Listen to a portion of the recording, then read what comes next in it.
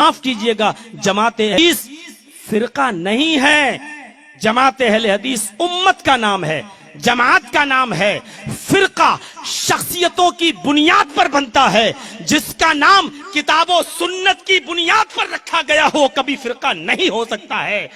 फिरका बुजुर्गों की शख्सियतों की नाम पर रखे जाते हैं। हम अबू हनीफा के नाम पर हनफी फिरका बना सकते हैं, इमाम शाफई के नाम पर हम शाफई फिरका बना सकते हैं।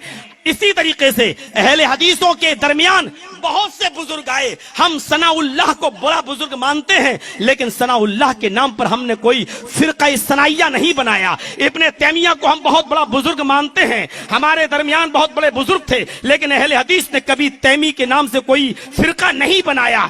इब्ने क़य्यिम हमारे दरमियान बड़े बुजुर्ग गुजरे हैं, लेकिन कभी हमने इब्ने क़य्यिम के दरमियान के नाम पर कोई फिरका नहीं बनाया। फिरके बुजुर्गों और शख्सियतों के नाम पर बनते हैं। हम तो उम्मत हैं।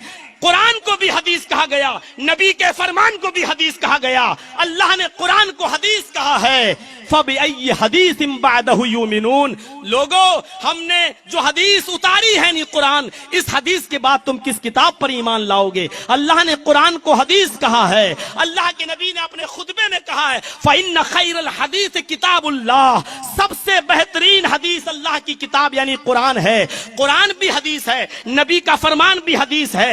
अहले हदीस का मतलब कुरान और हदीस को मानने वाला, कुरान और हदीस को मानने वाला उम्मत होता है, फिरका नहीं होता है। जो भी कुरान और हदीस को मानता है वो उम्मत का फर्द है। अगर एक हनफी कुरान और हदीस को मानता है तो वो भी अहले हदीस है। एक शाफी अगर कुरान और हदीस को मानता है तो वो भी अहले हदीस है।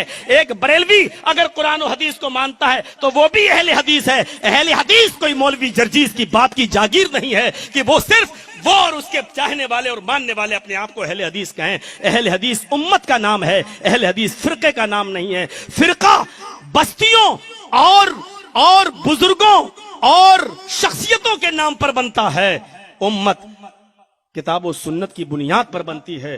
अहले हदीस को कभी फिरका कहने की कोशिश न कीजिए मेरे भाइयों, बल्कि अहले हदीस बनने की कोशिश कीजिए। यानी शख्सियत परस्ती से निकलकर और जात बिरादरी से निकलकर, शहरियत से निकलकर, जिले से निकलकर हमें और आपको ये चाहिए कि किताब और सुन्नत की तरफ हम अपने आप को मंसूब करें, क्योंकि इंसान होने के एतबार से सबसे खताएं हुई हैं। मासूम अनिल खता अगर कोई थे तो वो सिर्फ जनाब मोहम्मद रसूलुल्लाह सल्लल्लाहु अलैहि वसल्लम थे। मुझे कोई तनकीद नहीं करना है, एक छोटी सी बुनियादी बात थी जो मैंने आपकी तरफ इशारा किया है।